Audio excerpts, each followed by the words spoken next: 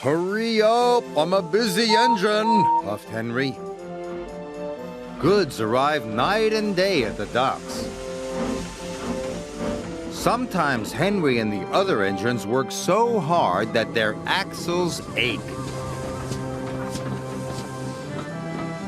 Sir Topham Hatt brought in a new engine to help with the heavy workload. He was long and had 10 drive wheels. He looked very strong. This is Murdoch. He's going to be pulling freight on the main line. Ahoy, matey! Shouted Salty. Welcome, Murdoch, called Harvey. You're the biggest engine I've ever seen, cried Thomas. You're a chatty lot, Murdoch said quietly. Soon Murdoch was coupled to a long line of heavy freight cars. His boilers strained, his wheels started to turn, and the mighty engine chuffed away. Murdoch longed for some peace and quiet. But everywhere he went, it was noisy and crowded.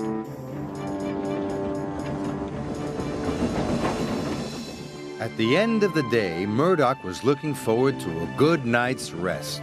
But Salty and Harvey were full of questions. What's the longest train you've ever pulled? Have you ever worked Marseille? Have you ever crashed? Please, I want some peace and quiet, and I don't want to share a shed with chatterboxes. No need to be rude, huffed Harvey. Hey, we're only being friendly, matey. The next morning, Murdoch collected another long, heavy train.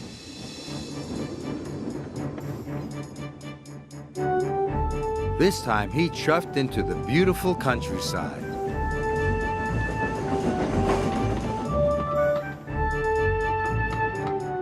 It was splendid.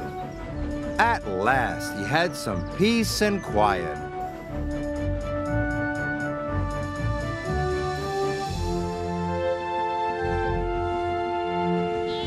Suddenly, his driver applied the brakes. There were sheep on the tracks.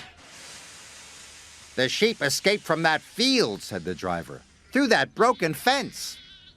The driver and the fireman tried to chase the sheep back. First this way, and then that way. They tried everything, but nothing worked. We'll never move these sheep by ourselves, complained the fireman. I'll go and phone for help, sighed the driver. Murdoch was very unhappy. The noisy sheep were spoiling his peace and quiet.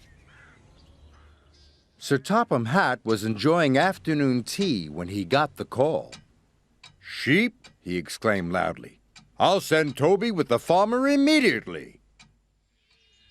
The sheep were becoming noisier and noisier. Please stop, groaned Murdoch. I'd rather be back with the chatterbox engines. Just then, Toby chuffed into view. Toby! Exclaimed Murdoch. We're certainly glad to see you. Before long, the farmer and his dog went to work. And the sheep were soon safely in their field.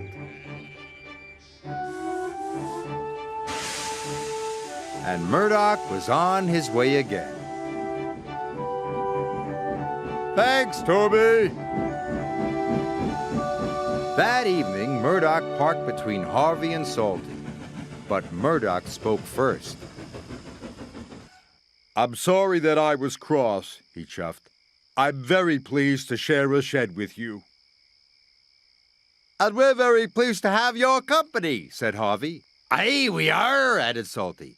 It reminds me of a story. Murdoch smiled. The sound of ba-ba would have kept him awake, but a salty story would send him happily to sleep.